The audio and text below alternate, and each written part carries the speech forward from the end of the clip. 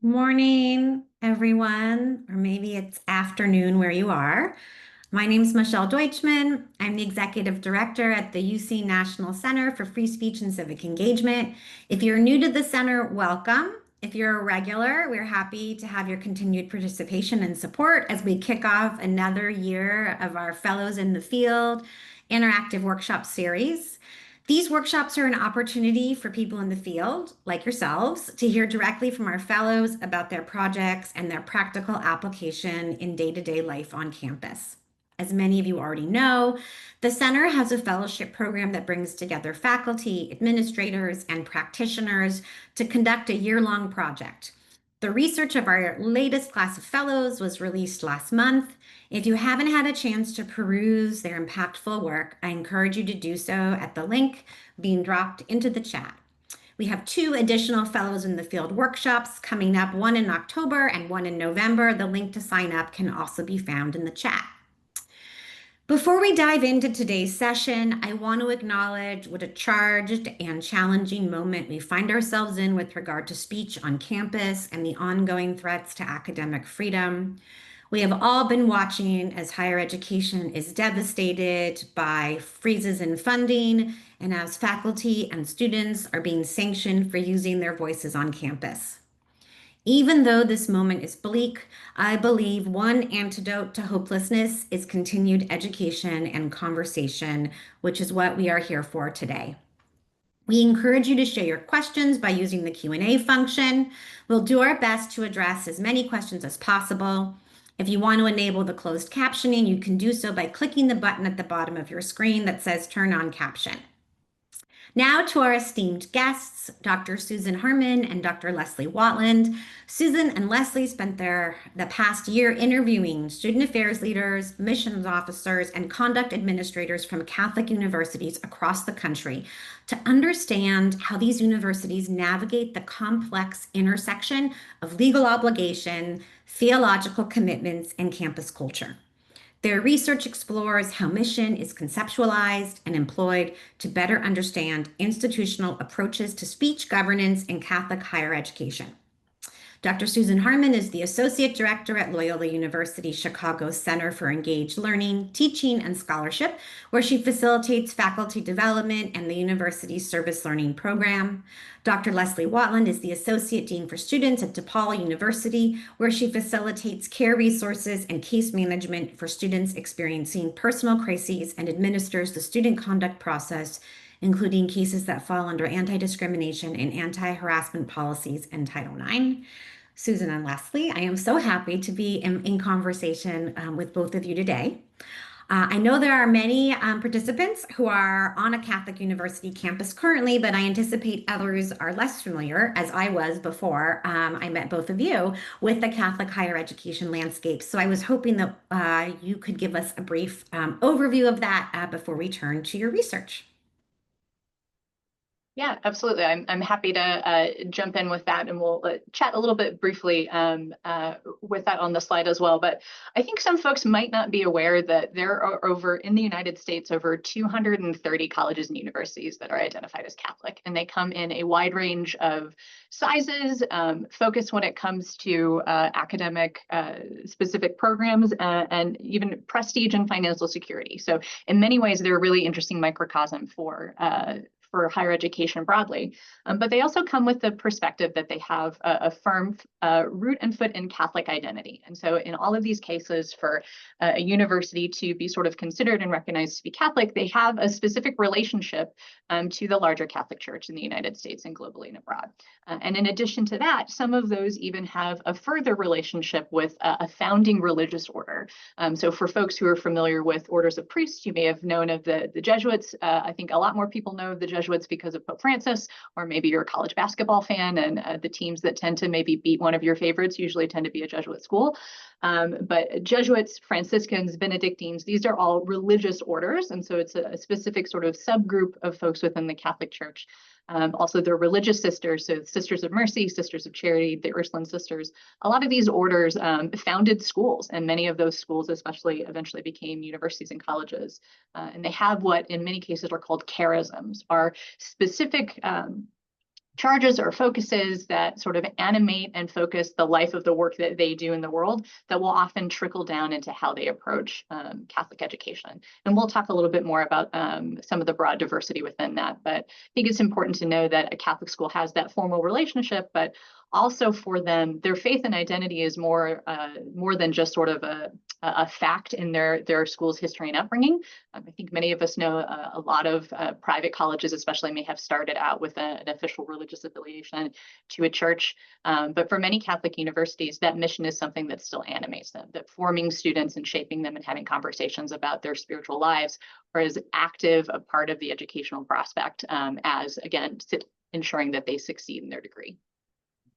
And I want to point out for folks who've maybe never worked at a private institution or a religious-based institution and has only worked in public institutions, the way that private and particularly religiously affiliated universities can constrain or make decisions around what speech is permissible or impermissible looks radically different. So that was really an animating question for our research topic, is to examine, because there's the opportunity for choice and restriction and permission for speech and expression activities to occur on campus, how are Catholic institutions using that mission as they engage in discernment about how they're going to move forward with what can or cannot happen on their campus? You anticipated where I was going, Leslie, so thank you. And also, it sounds like now you've just given me a tip for March Madness, right? That I should be, who knew, right? Okay, I'm always learning. Okay, so one other question before you get to share your findings. I was just hoping you could share what inspired the two of you to partner to like explore this specific topic in this, well, it was you applied almost 2 years ago, but in this sort of moment.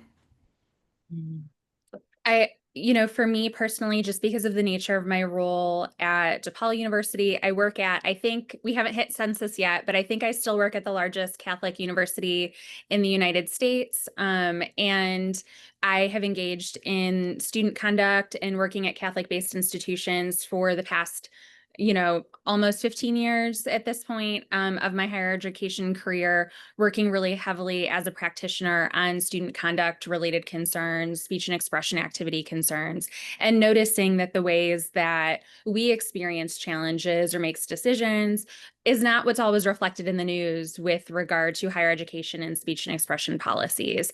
And while I do think that Susan and I have some forward thinking and some interesting ideas about research, we could not have anticipated how timely this research would have been when we submitted it in the year before we were actually able to engage in the research, and how salient that research would become as it relates to examining how our institution types are navigating these types of conflicts together. And while my experience is very much rooted in the practitioner side of conduct and addressing and adjudicating concerns, Susan has a different lens that I'll let her talk about.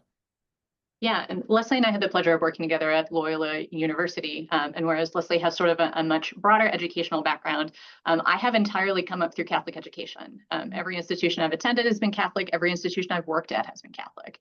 And so it is deeply ingrained into sort of how I practice and do the work that I do. But previously to coming to this, I was actually a student affairs practitioner in campus ministry for many years. And so I think really actively about what mission means and what that looks like. But also even previous to that, when I was an undergraduate student, I was one of the students who was participating in some of the loudest speech. So when you think about that student who is sort of the thorn in your side, that was me. But also I was coming to those perspectives specifically because of the moral formation that I had received.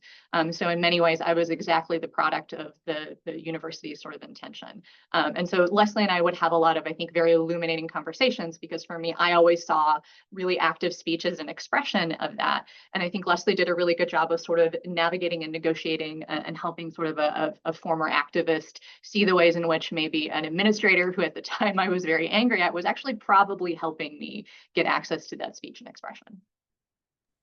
Well, I really appreciate your both sharing that. And I know you'll get to this, but I think for This moment in particular, whether or not you're at a Catholic university thinking about mission and the mission of higher education, I think could not be more important, because I think it's very hard to defend and protect things if we can't articulate what their value is. And so with that, I'm going to turn it over to Leslie and Susan to share some slides. And I just want to encourage participants to go ahead and put your questions into the Q&A, and then we can turn to those when they finish kind of their overview. Okay, take it away.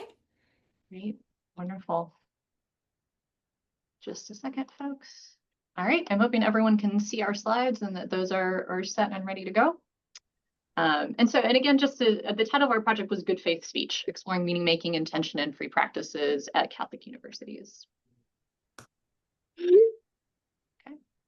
And let's a little bit more just about us. Again, I currently serve as Associate Dean of Students at DePaul University. I've been working in higher education, specifically Catholic higher education, for a very long time, really spending most of my work in behavioral health management, conduct, case management, Title IX, Title VI, crisis management, threat risk assessment, policy development, specifically around even speech and expression policies, and working with student activities, student organizations. I have a PhD in sociology from Loyola University, Chicago. My dissertation topic really focused on faculty and student mental health crises. I'd love to connect with folks about that if you're interested. And I'm also a trained mediator and licensed therapist.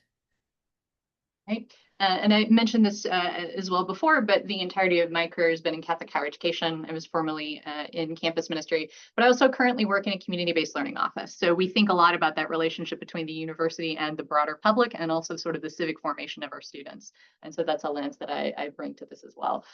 So I have an MDiv, which is a master's in divinity, but also a PhD in the philosophy of education. And I'm also a trained mediator and a licensed therapist. And then I talked about this a little bit before, but again, if you're not someone who's sort of familiar with Catholic schools, in addition to the fact that, again, they are both a microcosm and a large section of higher education, as we know in the States, there's over 700,000 students that are enrolled, but another over 50% of students who are enrolled at a faith-based institution are at Catholic schools. So when students are talking about and thinking about wanting to connect and specifically pursue sort of faith-based education, they're likely at a Catholic school. But another interesting perspective that I think many folks might not know is that Catholic universities are massively diverse as well. So only 65% of students who are enrolled at Catholic universities identify as Catholic. And in addition to that, we see a really high percentage both of economic diversity at Catholic schools. Many Catholic institutions are Hispanic serving institutions, or HSIs, but also the both economic and racial diversity of Catholic institutions is something that has been an ongoing thread since their beginning in Genesis, as many of these schools started in more diverse or lower SES neighborhoods. And so just an interesting note to sort of also frame sort of how we came to this question. Many of us on this call are probably familiar with FIRE. In FIRE's sort of yearly evaluation or report that they do, one of the questions that they specifically ask when they say, would you agree to let the speaker come to campus? One of the questions was, if, a speaker said the Catholic Church is a pedophilic institution, would you allow that person to come to campus? Of these bump out questions, the only topic question that specifically highlighted religious identity in this previous year was about, again, the statement around the Catholic Church. And that caught my attention, right? Because I think there is a presumption, right, around that there's something about sort of the nature of Catholic institutions and criticism of Catholic institutions that would sort of presume that there would be a suppression of speech. The reality is that there, as we said before, there's a wide diversity in expression when it comes to Catholic institutions and speech policies. And I think that many folks may not be aware of, that a Catholic institution might be just as likely to point to its Catholic identity and say, this is a reason why we need to suppress speech, or to not have particular speakers on campus, or to not address and touch on certain topics. But another Catholic institution might point to their mission and say, actually, it is because of our identity, it is because of our charism that we need to have active speech on campus and an open dialogue debate. And so we really wanted to sort of problematize that question, think about it and expand it, but that brought us into this, our research question. So our research really focused on examining the ways in which Catholic institutions do or sometimes do not utilize their mission as the frame for how they both create and enforce their free speech policies on campus. And to really kind of tease out and examine these potential disconnect or tension points in the creation and implementation process.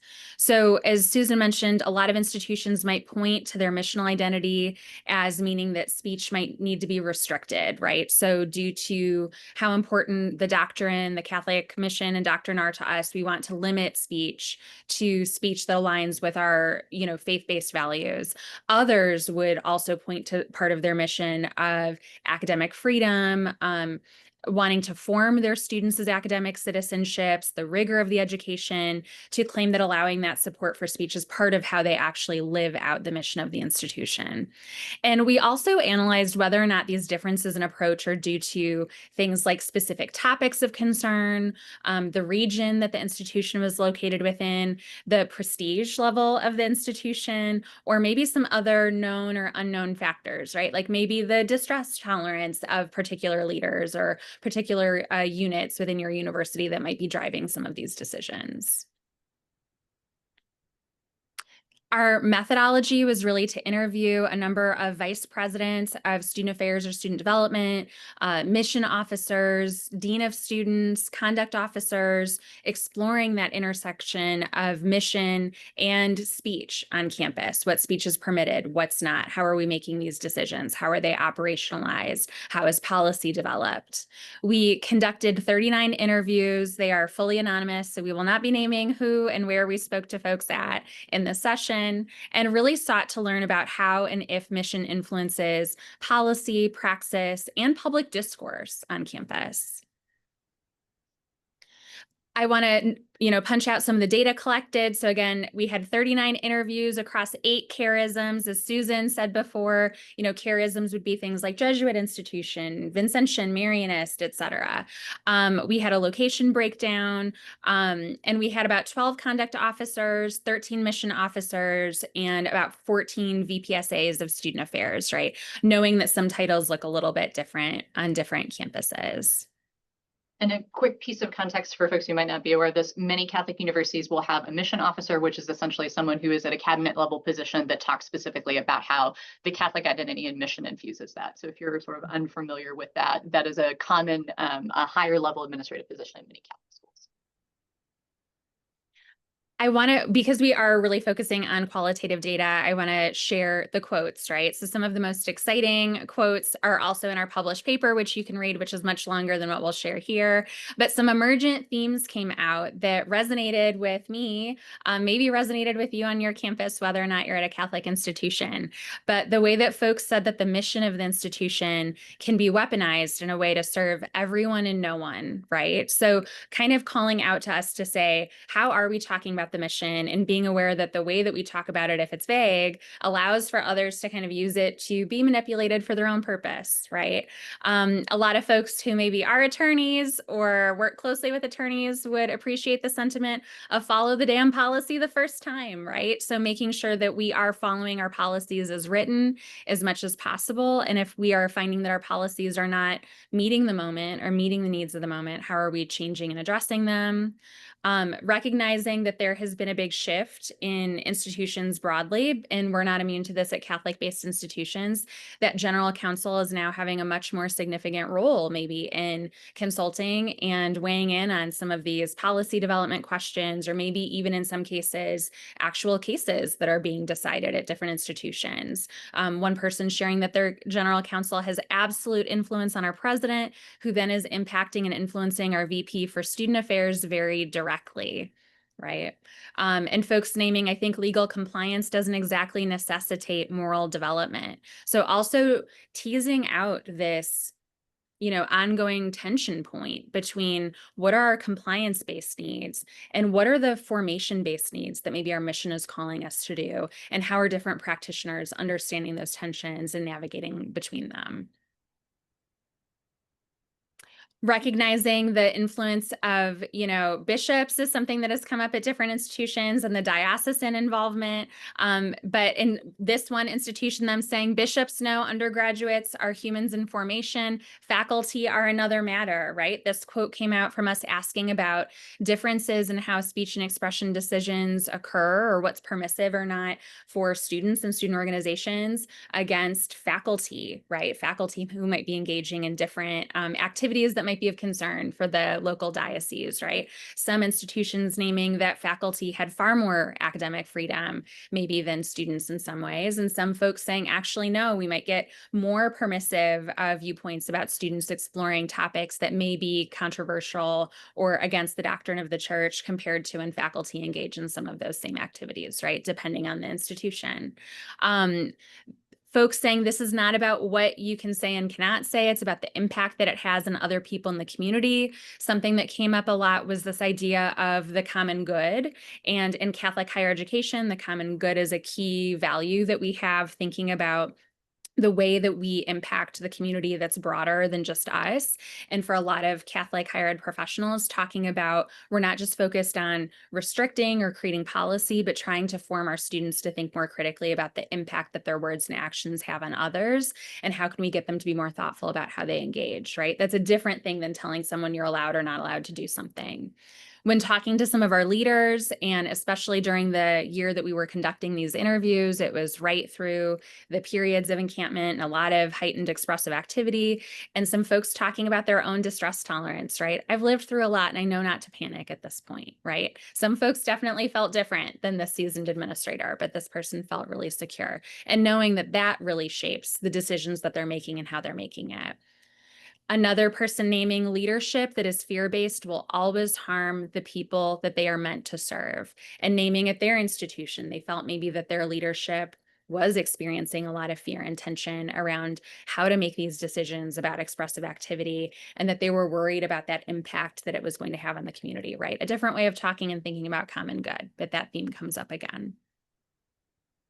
We had a lot of assumptions, I think, as many folks do, right, when we do research, what you think you might see. But one of the themes, several of the elements and pieces that we saw actually did seem to make a difference when it came to sort of the intersection between mission and speech and expression, for a few of the ones that we have on here. One, the presence or absence of a charism has a huge effect on sort of how policies were shaped and done. So some Catholic schools are diocesan, or maybe they had a connection to sort of a founding religious order, but that has since loosened over time. The ones that had strong and clear connections to a particular religious order, that language would often infuse and impact both their policies and the way that they approach things. And so it was very front of mind, whereas schools that were less connected would seem to say, well, we're Catholic. But then when you would press on that, the clarity around sort of what that meant was a little more ubiquitous. Again, the relationship to a bishop, every Catholic university basically can claim to be Catholic and exist within a particular locality because of the permission of the local presiding bishop. But what was surfaced is that very often some people would point to the fact that there might be assumptions made about how a bishop would react, but not an actual lot of connecting with them or connection to the diocesan office about stuff. So more assumptions around behavior than actual proof. Geography was a piece of it. Some folks who were in urban areas talked about the fact that they had to think and consider about the fact that being in an urban area really maybe nuanced or invited or pushed more conversation than maybe their connection to mission would be comfortable with, because students were in an area where they're being exposed to a lot. The other piece is what we'll broadly call institutional concern. Schools that maybe were a little bit more public or are focusing particularly on sort of their reputation might acknowledge and talk about the fact that suppression of speech and expression might have more to do with not wanting to end up in the papers than it necessarily had to do with it being in conflict with mission. And so that was sort of a primary concern. Additionally, if there was a higher level of what we would call that sort of traditional in loco parentis or sort of high touch, one person articulated that their university really seeks to offer a curated experience to students. And part of that curated experience is that there would be less interruption via some of these more like active demonstrations that we would see. but that had the larger experience that they were trying to curate and offer had more to do with how policies were implemented than the mission did. And finally, something that I also really noticed as well is the framing in particular around this idea of the formation of students around democracy and et cetera, that there were far more mentions of personal ethical formation than there were about the idea of students actually being formed to be citizens. There were over 72 separate missions of ethical formation and moral formation, and only 2 mentions across 39 interviews about forming students to be citizens. We are far more comfortable, it would seem, at Catholic universities talking about the individual than we are about their place within sort of the broader democratic lens. Or that is the language that we tend to front specifically, and that maybe there's sort of a hidden, the stronger connection to democratic formation is less clear. So I'm thinking about, how to move forward in this situation. So if you're working at a mission-based institution or not, these are also still helpful reflective exercises.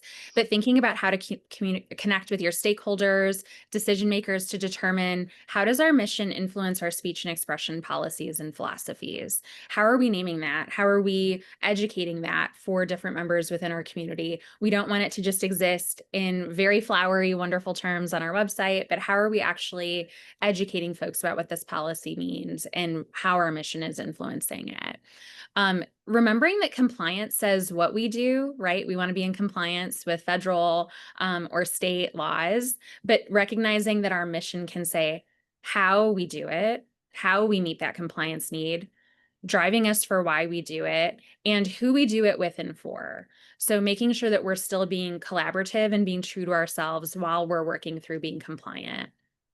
Making sure that we're communicating these decisions with our students and other stakeholders, and conducting some type of formal education or assessment about our relationship between speech and expression and mission. So a lot of institutions talked about how deeply they felt that their mission was ingrained within their speech and expression policies and practices, but they didn't assess it. There wasn't any type of education around this.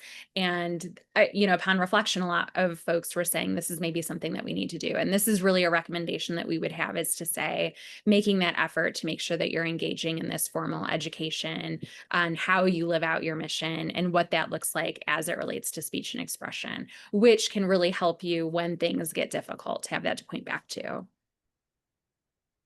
One of the other things that surfaced for us, and it was a particular research interest of mine, is I was curious to see how people were talking about mission. What was the language that they were using? And so I surfaced, and we in sort of our analysis of the data surfaced sort of a loose typology about some of the different ways that people framed language around mission and how that sort of evoked its intersection with speech and expression. And very briefly, we saw that they would talk about mission as an obstacle, as a tool, and sometimes as a container.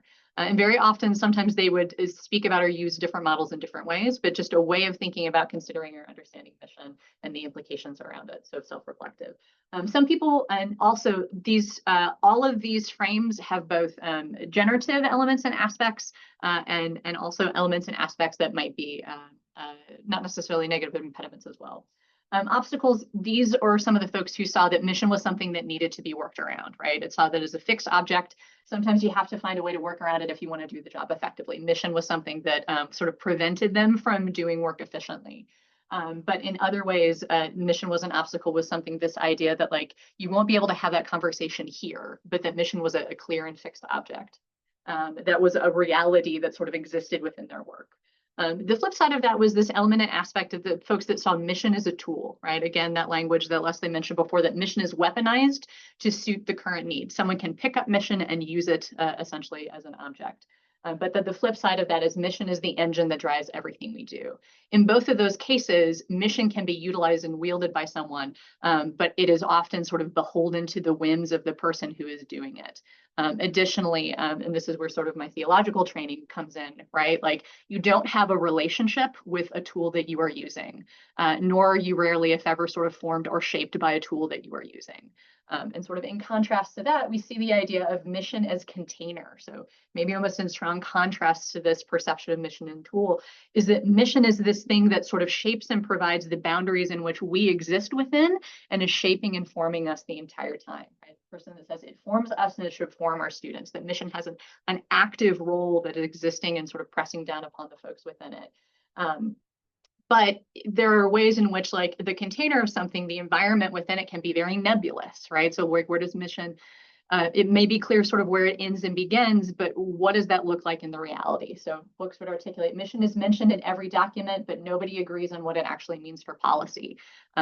Sometimes when mission is a container, right, there can be this element and aspect of, when you have gone beyond it. And when you're but knowing sort of what it means for day-to-day practice can be looser or more difficult. Additionally, mission as container would sometimes present this idea that there's a definitive demarking line, right? We know when we've gone beyond mission, but once you get beyond that, then what do you do? Do you continue your work? Does it stop? Does it move forward?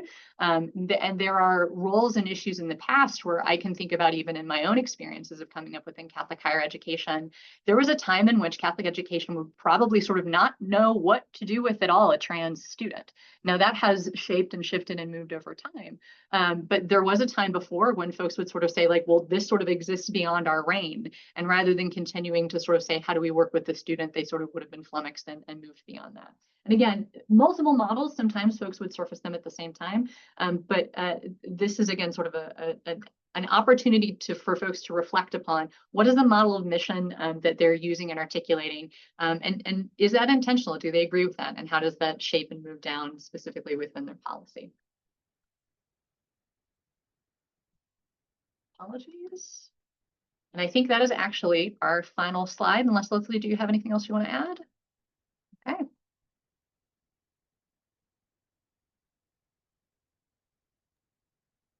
That was fascinating.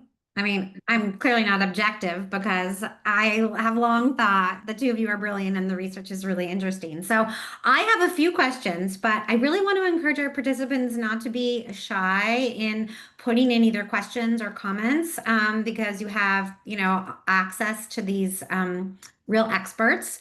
A few things. I mean, I kind of wanted to, it's the lawyer in me, I can't help it. I wanted to just press a little on this idea of the lawyerization of higher ed, which is something that I've heard a lot about, and especially with all the ongoing investigations. And I'm just curious for any thoughts that the two of you have about, my instinct is always sort of to lean into, like, do you know your counsel? Can you have a productive relationship? But I get a lot of pushback from that. And so I'm just curious what your thoughts are in terms of, I feel like a lot of the response is like, oh, the council's just red tape. The goal is just like to try never to meet with them. And that just feels not effective. I think the relationship that folks had to general counsel really was a strong range, right? So there are some folks who maybe never directly engage with general counsel at their institution unless, something truly has gone terribly wrong, and have very limited contact. And some folks felt that their relationship with general counsel had become overly enmeshed, where maybe general counsel was heavily now involved in a way that to them maybe felt outside of policy and procedure to have feedback or consultation or direction about different policies or different decisions made with specific cases, or lobbying with leadership about specific outcomes or things like that, that maybe didn't feel as in alignment with how institutions had, made decisions previously, right? And recognizing that especially for folks who are working in student conduct or faculty or staff conduct, HR, compliance side, a lot of what we do when we're making decisions is you look at case precedents. Well, what happens when you're in unprecedented times? And we are truly now in kind of an era, in a new era, an evolving, constant era of unprecedented times. So when you're making decisions based on prior case precedents and you have maybe different folks in other positions with different worries or legal lenses, they might be wanting you to change that, right? Which can also be a challenge. But a lot of folks were really voicing that they felt that their general counsel was far more involved, if not directly in their work and decision-making with their leadership, and that was shaping the fear, the anxiety, the decisions that were being made by folks around speech and expression. Thanks. I appreciate that. I'm going to jump to a couple of the questions that are coming in, though I don't want to forget. Will you definitely, I want to talk about you know what? I changed my mind. Let's talk for a minute about the self-assessment. Everybody who registered should have gotten the self-assessment, but I'd love for you, the two of you, to talk about it, and then maybe we'll drop it in, and then we'll go to the two questions. Yeah. Well, and again, I would say with the self-assessment, it's really is meant to be a reflective tool for folks to think about that. And so it had phrased some statements to get folks to think about some of the presumptions or attitudes that are sort of evocative of some of the sentences that surfaced specifically around these models and what they looked like. And again, to highlight that we are not saying, right, that like one model is entirely bad, right? Like, you know, you can look at obstacle can be sort of a loaded word. But the fact of the matter is, you know, a rock in a river is a clear and defined thing, and you know exactly what you're looking at, right? And there are some folks who would say, you know, in the same way that like the mission as tool framework, where it's like it can be weaponized and used to anything, that's actually a profound disservice to the mission. And that you would almost rather have someone who sort of say like, I know exactly what this is. I know what the limits and boundaries of it, and I know what I can and can't do. That there is a level of both intellectual and I would also say theological honesty around that, that we owe our students, and particularly about sort of what it looks like and what it means to be at a Catholic institution. And so the thinking and presumptions of these models that, again, there's a generative and diminishing element and aspect to both of them, and that people might deploy a wide range of models even within thinking about sort of one situation. A longer presentation that we give, Leslie and I mentioned sort of an experience where we worked together on sort of a speech-related issue many years ago at Loyola, and there are instances of us using sort of all of these models as we move through it. I would say even if you don't work at a faith-based institution, I think this can be thinking about if your institution does have a mission and what element or aspect that animates or moves towards. Many of our private institutions have missions that they still relate to, whether that's historical or to a certain extent, sort of how they want to be. They might define or build their reputation off what they believe their mission is. Our geographical sort of neighbor, University of Chicago, I think has sort of a clear mission and brand that they want to move forward when it comes to speech and when it comes to the centering of what they believe to be intellectual rigor, right? So if that is the mission of the University of Chicago, I think that can be a helpful frame for them to think about how that same mission is employed. And many of, again, sort of our great like public universities that have you know, land grant based missions around equity and inclusion and economic development and the rest of it, how is that operative and does it mean something for folks? And so I think the self-assessment can still be useful for folks. When you're working at a faith-based institution, there is a level of a referent, right, to both a history and tradition, and that can give that mission sometimes a little bit more oomph and less relativism within it. But I think this can be helpful for just to think about the ways in which sort of a mission or a driving factor can move forward.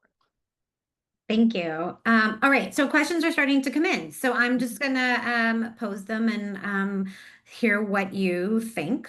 Someone says, thanks, this was a really nice sociological investigation. Have you combined any historical studies to your study? Freedom of speech and good faith practice feels like a forever problem, leading to muddling through with a range of models of explaining how. What does history say? I really enjoyed your talk. Yeah, very briefly, I would say we primarily were looking at sort of like the qualitative experience of folks right now. What I would say is just I can briefly share that like the dynamics of speech and political expression has been a forever and ongoing piece. I can even speak to the fact that I had the opportunity to dig through sort of Loyola student newspapers for a separate project, and in the 1960s. Loyola, an external student group wanted to bring George Wallace to campus, right? And the administration at the time said, we will not be bringing him to campus because of the ways in which his attitudes directly like spoke to and against what were the commitments to faith and human dignity by the Jesuits. And the students said, how dare you tell us what to think, right? And there are ways in which that story even can be framed or read through a variety of things, but I think just the recognition that this dynamic and interplay, especially for faith-based and missional institutions, is going to be an ongoing and persistent one. I think that's fascinating. Mm-hmm. Another question, do you think the way Catholic schools use mission may be changing in the current environment? For example, I've heard that some schools are really leaning into religious language to frame some of their student-focused activities. While they've always done this, they're doing it even more to protect programming that might be considered suspect by the current administration. It's a great question. Yes, I think to be honest, that's one of the things that I love most about working in Catholic higher education is the Catholic social teaching. And the Catholic social teaching really calls for us as institutions to give a lot of attention and care to folks who are living on the margins and to be in solidarity with folks across difference and identities. And that does really support, I understand for some people who maybe are outsiders or like, oh, they're saying it's for religious reasons. Is that really true? I think for folks who've worked at a Catholic institution or have done research in Catholic social teachings would know that's at the foundation of the work that we do. Most Catholic institutions were founded specifically with the intent to educate folks who were poor and disenfranchised and to allow them to have the life-changing, transformative experience that is getting an education. And for a lot of us who maintain working in mission-based institutions, that's what keeps us in the work and draws us in the work. So I do think that we are seeing a lot of Catholic institutions become more Catholic in that way in marketing their Catholic social teaching, which I think is a trend that maybe in earlier eras, folks were downplaying we're Catholic, but not Catholic like that. Like we're still embracing our LGBTQ students, or we're still embracing these, topics or concerns that maybe felt, not 100% in line with the doctrine. But I think now Catholic institutions are saying, oh, no, wait, we are very Catholic and we're talking about Catholic social teaching and this is what it looks like. And again, not all institutions are not the same. There's a lot of variance in institutions, but yes, we are seeing more institutions really lean into that missional identity as a way to validate and support and protect the work that we have always done since the origin of our institutions. I think it can be a reminder, right? You don't have to be Catholic to work at a Catholic university, right? And again, great Catholic universities seek to hire a wide range, vast diversity of folks. But that means that there are a lot of folks who come into who have certain presumptions about what Catholic tradition is. There are a lot of Catholics who have certain presumptions that would be incorrect about what Catholic tradition is. And so I think some of this is, yes, in some ways, I can imagine it can feel a little bit jarring, but this is, for me, I see it as it's a real educational moment for folks to realize that there are elements and aspects, especially for folks who are dedicated to a social justice mission, that has always been part of our tradition. When you're talking about fair labor and just wages for the folks that work in your cafeterias and sanitation, Catholic Church has been talking about labor unions since the 1880s, right? Like they're especially amongst women religious colleges, these are folks who have been active and on the front lines in conversations around equity, racism, feminism, et cetera, for decades, for centuries. And so I think this is a really wonderful educational opportunity for us to see the wide range of what it means to be Catholic. I have to say, working with both of you and learning made me realize, like, I wish I had known so much of this when I was applying to college, because I really would have had a totally different framework about Catholic universities. So this one is a follow-up to the question I just asked, which is, do you think that the strategy that you're talking about will be effective and allowable under the current administration? I know that's impossible to answer, but these values do align with Catholic values, but do you think that will sufficiently protect the work? I mean, anyone's guess is as good as mine. I do think Catholic social teaching and working with folks on the margins to educate them is inextricably linked to the foundation of Catholic higher education. So I hope that we are able to continue to do the good work that we do as much as possible without interruption or interference from anyone. But we'll see what that looks like. Another question, this one talking about the very current moment in light of Charlie Kirk's assassination. This person wants to know how you think Catholic colleges and universities may be thinking about speech and the intersections of safety, violence, and their mission. I think that's another really great kind of callback to when I mentioned before, private institutions have a lot more decision-making ability in what types of activities they're able to allow on campus or not, and allow through the lens of a risk management concern as well. So I do think that I would hope most institutions would be increasingly paying more attention to risk management as they're having speakers that have attracted maybe very divisive audiences or things like that, just in the interest and safety of all of our students.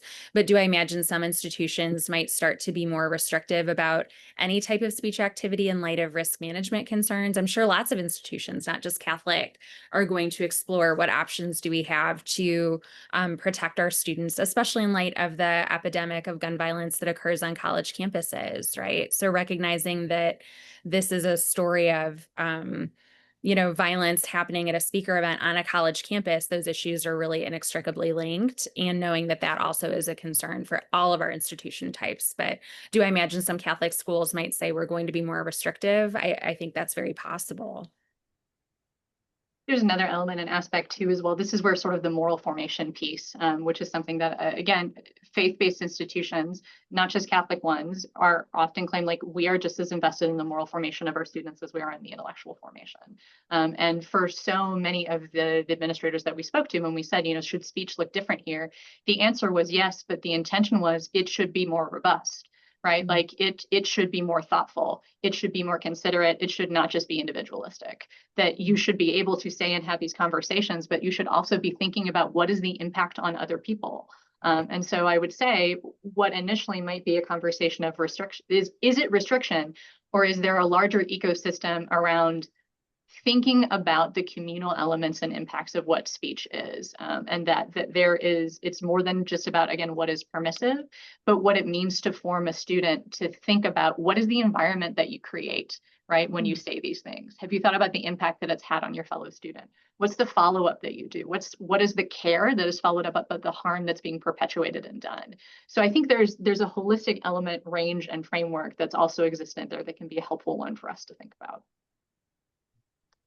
Okay, slightly different topics. Someone asks, curious why your senior diversity officers, VPs, etc., weren't included in the qualitative research. The work of diversity and inclusion is connected to the notion of free speech and some interesting intersections that could have been additive to your insights. Yeah, I agree. I think, we're still in the process of conducting additional interviews, kind of branching out, wanting to connect with upper level leadership in different roles, wanting to connect with staff at different levels, general counsel, provost, presidents, things of that nature. And I think definitely working more with folks who oversee, diversity, equity, and inclusion work is a really great additional point. I think for us, we were really narrowly focused at who is developing speech and expression policies and who is making decisions about conduct, what is conduct or is not a conduct issue, it's protected speech. So that's how we made that kind of narrow parameter. But I think as we're continuing to do more and more robust research on this topic, that's definitely an area that we will be looking into as well. And one of the things that also was surfaced more informally is a case in which there are sort of lines of false bifurcation around that, right? We had some folks that we interviewed who talked about being in constant conversation about their diversity officers, and that their diversity officers were thinking about mission and the considering the intersection of that and being in deep and profound conversations with that. And other folks for whom they would point to some of that work and saying that those were folks who said the mission has nothing to do with me. We talked to mission officers who said it was very difficult sometimes to get in front of diversity officers because they said you're just restrictive, you're not interested in doing our work. And so some of that false binary, right, that can exist, that would pivot or sort of pit diversity efforts against mission when they should indeed continually be an expression of it. I just want to add that I know Leslie and Susan would be open to folks reaching out to them directly, or now through the chat. Both if you're interested in learning more, and also if you have folks that you think would like to be involved. This is like an iterative, ongoing project. Tim had an interesting question. He said, citing mission vocally is likely a good strategy in this political moment. Did you see any downside to this movement towards presenting oneself as more Catholic? Might it turn off future students from other faiths or open the door to the degradation of free speech, for example, speech that is critical of church positions? How about the unintended impact on faculty or would-be faculty? Yeah, and that's where I would say the ongoing, continual, and constant education and formation about mission has to, in my opinion, occur at every Catholic institution for every single member of that community. Every student, every employee, every staff member, every adjunct, every faculty member needs to be formed, shaped for, and invited, right, into mission. Because I think when that does not occur, then we see these instances, right, in which folks aren't invited to see themselves reflected in the mission, even while at the same time being able to hold very different attitudes and frames against that. I have the ability and privilege to work with a lot of faculty, many of whom do not share or maybe find value in the traditions of the Catholic Church whatsoever, but are deeply attuned and aligned with how the mission invites them into how they treat their students, right? But if no one has invited them to see themselves within that, or only presented mission as something that forces them to fit into a mold, as opposed to, and then I would say this is a particular expression and a theological understanding of the Church's invitation to participate in the broader mission as well, then those conversations will never happen, and we will lose folks, whether it be students or faculty, or even worse, they'll be employed here and they will feel completely disconnected to it or see mission only as something that sort of slaps their hand. And so I think that's an element and piece where the work of the mission has to be everyone's. But there's also the element and piece as well where, like, to that point about being critical of church positions, this is where I would lean on, we need to have informed and solid folks. The church is the first to say that your conscience is a sacred position and space within you that was created by God. So folks need to be able to act and articulate from a space of critical consciousness. That's within the sacred constitutions of the Roman Catholic Church. And so but if you don't know that, if you don't think about that, and if we're taking sort of a very surface level engagement with this, rather than thinking about how it can form and create and invite deep critical thought, we lose that. And so much is lost both in the intellectual formation and creation of these environments and sort of what we can do to build a campus community as well. I wish everybody felt that fervently passionate about mission and the connection of mission to like everyday life. Okay, I'm off my soapbox.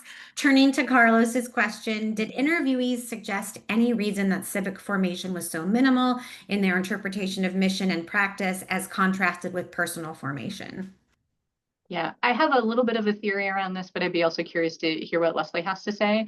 I think some of it is we are very, very comfortable in personal moral formation, and that feels, I think, safer in some ways. There's also a corollary to within the work that I do within community-based learning, service learning, community service has been criticized of being apolitical, and that it's focused too much on sort of like general outputs and goods and not enough on sort of systemic framework and change. And I think there is a really strong and profound service tradition at Catholic institutions. And I wonder if some of that personal formation piece is, there's so much work to be done there. It can be easy to sort of stay in that lane rather than taking and thinking about the broader frame. But Leslie, I'd be curious about your thoughts on that. Well, I was almost going to say is that Catholics don't engage in proselytization. So is there also this element of a lot of the religious identity is so much on individual formation? Does that also transmute to how we're so focused in an individual sense as opposed to bringing people into it and collective change and transformation? Is that like a missed opportunity? That I don't know. But I do think that that's a growth opportunity for us to really think of at mission-based institutions, is how are we kind of connecting those things that really should be connected and that were underrepresented in the work that folks were reporting that was happening on their campus. I was actually going to ask about service learning, especially Susan, because I know that's so much of what you do. It's sort of, I don't know, to me, the civic framework would include service learning. So is it just a matter of that people aren't conceptualizing of sort of civic learning and engagement as something that's already being done? Or yeah, I think this speaks to actually just a broader issue and kind of thorny topic. In the best of ways that we in the field need to struggle with is that when thinking about connection to community and really solid community-based learning, sometimes there's not enough done to connect sort of the systemic dots.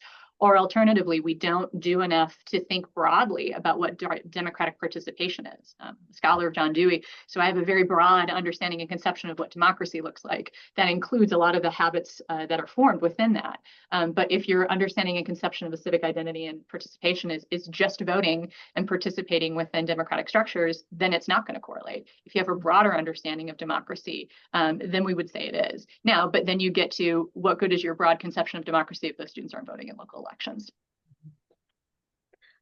Okay, I can't believe time is running out, and I want to give you guys a chance to have a closing remark. I want to quickly ask one more question from Leah, which is, do you think the findings might also apply to Protestant faith-based institutions? Do you see similarities or differences? I don't know how much you both know about Protestantism, so. Yeah, I know probably not enough, but a bit with the MDiv. And what I would say is I think we're very curious about that in a world in which we have more time and the opportunity and kind of resources to continue this forward. We had talked about wanting to sit down and really broaden this and see, is there a common thread? Can these findings be, are any of them universalizable across sort of faith-based institutions? Or do we really start to see some sort of like different lines and frames around whether it's evangelical? And two, I would also say, like, is it mainline Protestantism? Is it evangelical Protestantism? What about, Jewish institutions? What about Islamic schools? So like, where do those things? So that's an area of, I think, large interest for us. I would also say, as evidenced by our sort of like mission as tool framework, there are folks who use and utilize the mission and have little to no connection to any of the theological frames. That it becomes sort of a tool for them to use to sort of advance what they believe is a best practice. And I don't doubt that might not be present in a lot of different places as well. All right. Oh, were you going to go ahead, Leslie? No. Okay. I just wanted to just note what something that Ellen Whitehead wrote. She's not a question, but wanted to share this reinforces the benefits of interfaith groups at secular schools for students to build community. I think this is an exceptional point. She's students at UCI based on beliefs and values. Okay. 3 minutes. I think I just would love to have you. I like to try to end on something people can do. So I don't know if, I mean, there's probably so many things and yet it's so hard to think of them. I don't know, just some thoughts on where we go from here. Yeah. Very briefly, and then give it to Leslie. I would just say your institution likely has a mission, right? Whether you are a private school or a public school, and certainly, if nothing else, it might be present within the history of your institution, or it might be something that actually maybe is actively animating elements and aspects of your life, but because of your own work, you're disconnected from it. Taking it seriously and asking that question about what it could do to distinguish you as an institution is both very smart in the broad sort of increasingly competitive marketing landscape for students, and would lead to sort of a level of both authenticity and distinction, but also becomes important in sort of being authentic to sort of the promises we make to students about what education and what the shape of it and what they will receive. Leslie, you have the final word. I just hope that folks would be able to kind of soak some of this in and be able to think about what would happen at my institution if we were to talk about our mission and how we make decisions and if we're living that mission out or not. And would I change that? Right? Or do we need to change how we educate and animate our community? If you are someone who is affiliated with a Catholic institution and is really interested in participating in this research, we are recruiting folks to continue along the lines of some of these qualitative interviews. I'm also going to be connecting with folks about benchmarking sanctioning for conduct cases for specific types of concerns to have data to kind of figure out what institutions are more restorative or educative versus punitive. So if you're interested in participating in that, or if you just want to chat, we're yappers. We love to talk about mission. We love to talk about speech and expression or Catholic higher education. So definitely don't be afraid to reach out and be in touch with us as well. We'd love to be in community with you. And with that, I think I'm just going to thank both of you. I admire the work that you do. And I also, it's such a pleasure to work with also just wonderful human beings who are, walking your talk as you go through the world. And to everybody else, please register for the upcoming Fellows in the Field.